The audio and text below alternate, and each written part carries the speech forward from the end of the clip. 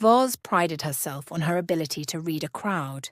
Her vibrantly coloured eyes gave her excellent peripheral vision, and she'd long ago mastered interpreting the subtle shifts of energy that rippled through an audience.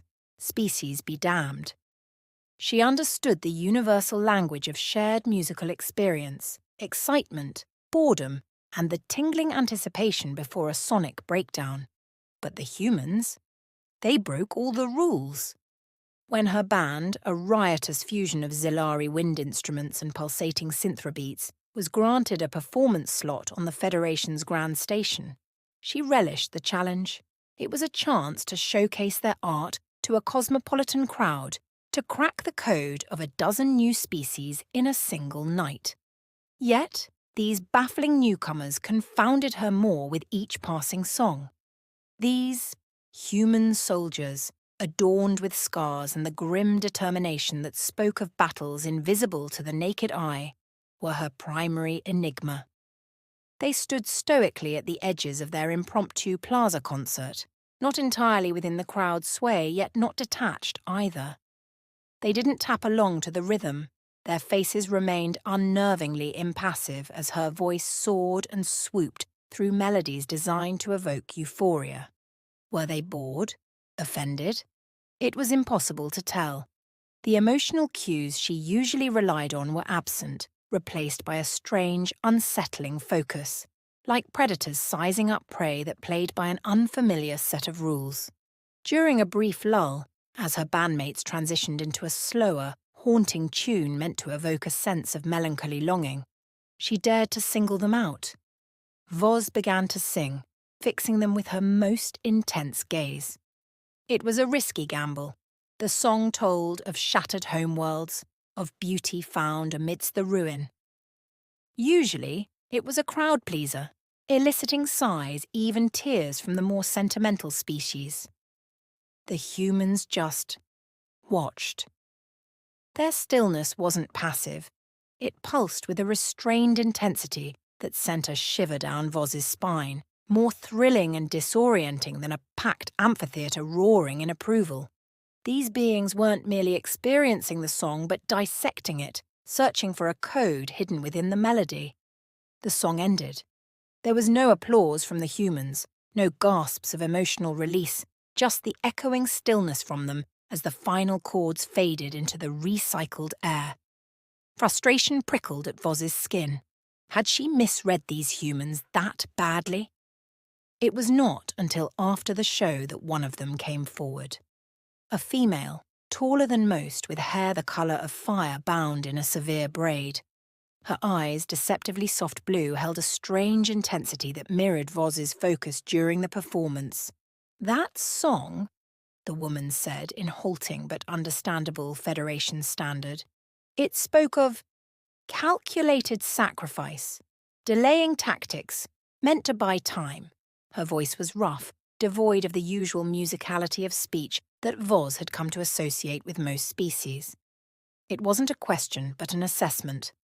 Voz blinked, her eyes widening in surprise. Yes, exactly," she stammered, thrown off balance. "How did you—" "We have fought in wars like that," the woman replied, a ghost of a smile playing at the corner of her grim mouth. "Not for beauty, but for every damn inch of ground. I recognized the rhythm of it, beneath the melody." Understanding crashed over Voz like a sonic wave. These weren't uncultured barbarians, as some of the more elitist delegates had whispered. They were a warrior race. Their sense of music was honed not by a need for comforting harmonies, but by the grim necessity of survival. Their very stillness wasn't a sign of disinterest, but the terrifying alertness of predators at rest. A wave of reluctant admiration washed over her. Her band specialized in explosive cathartic performances designed to wring out emotion from their listeners. These humans, their feelings were forged in fire, buried deep beneath deceptively unremarkable exteriors. She'd need more than soaring vocals and catchy beats to reach them. "Tell me about your wars," she blurted out. The request hung in the air, brazen yet infused with a desperate need to understand. The humans seemed taken aback, but a flicker of recognition ignited in her eyes. "Our battles probably won't make sense to you," she confessed. "They were too harsh, with so much intense purpose within the fights." "Purpose can be beautiful," Voz countered, her voice vibrating with newfound determination. "Show me. Show me what this purpose was, and I'll find a way to translate it back for the galaxy to understand." It was the start of the most improbable and exhilarating artistic collaboration Voz had ever encountered. Human battle hymns were woven into Zilari wind melodies, and synthobeats mimicked the desperate pulse of a last stand. As the hours stretched into nights, the humans opened up, sharing snatches of crudely recorded sounds, a symphony of shouts, gunfire, and a strange rhythmic chanting that set her mind buzzing with fascinated discomfort. It was terrifying, exhilarating, and perhaps some of the most critical components for the nearing performance she'd be participating in for all in the galaxy to see. Suppose she could make the Federation's complacent ears truly hear this. In that case, they'd never be able to dismiss the humans as mere barbarians again. That, she realized, was the kind of power that transcended any chart rankings. News of the unusual collaboration spread through the station faster than an unverified rumor. First, it was curious onlookers. A skeptical Corelli bioscientist intrigued by the dissonant new soundscapes, a young translator with eyes wide as nebulae, mesmerized by the raw emotionality bleeding through the universal language of music. Then came the day that everything truly mattered. Vox was set to perform in the Grand Concert Hall aboard the Galactic Federation's space station. Sitting amongst the crowd, Ambassador Kellis appeared to have a cautious flicker of hope in his usually guarded eyes. Rytark, the enigmatic first speaker, sat near Kellis, his iridescent scaled crest unreadable. What they witnessed wasn't polished or refined. It was art, as battlefield translation, an attempt to give rhythm and melody to the unfathomable tenacity of a species that had clawed back its world from the brink. The performance ended in thunderous applause. Voz's eyes blinked with exhaustion, but her heart thrummed with a heady mix of triumph and trepidation, waiting for the verdict.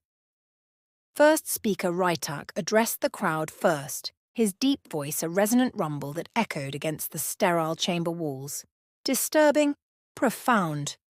It forces us to re-evaluate what we think we know of this species. His gaze swept across the gathered humans, and Voz held her breath. Ambassador Kellis was next to address the crowd.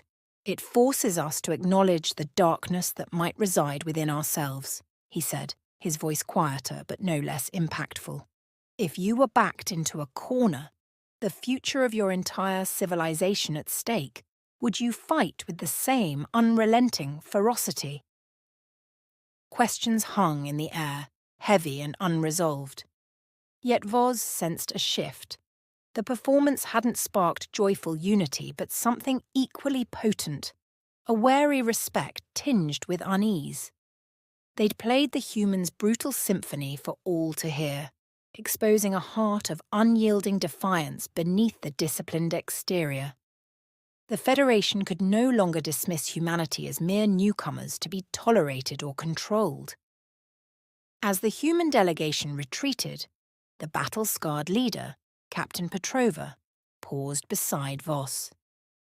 "Thank you," she said gruffly, the words seeming to cost her some effort, "for giving voice to what we couldn't." Appearing by Captain Petrova's side was the fiery-haired woman Voz had come to know as Sergeant O'Leary. "Yes, thank you, Voz," she said, a hint of raw emotion in her usually gruff voice. "What you've done today, it's more than just music. You gave us a voice the whole galaxy will hear. For that, we're grateful." Voz, momentarily speechless at the unexpected gratitude, managed a soft smile. "It was an honor," she said, sincerity lacing her voice, "to introduce humanity to the galaxy in the only way I know how. Through music." The humans departed after a brief exchange of warm conversation, a rarity between those battle-hardened soldiers and a musician. Their retreating footsteps echoed in the sudden silence, leaving Voz alone with a whirlwind of emotions swirling within her. She'd wanted to crack the enigma of the humans, to bridge the cultural divide with the power of music. What she'd done was far more impactful. She hadn't just showcased their stories. She'd amplified the spirit of humanity to the galaxy at large.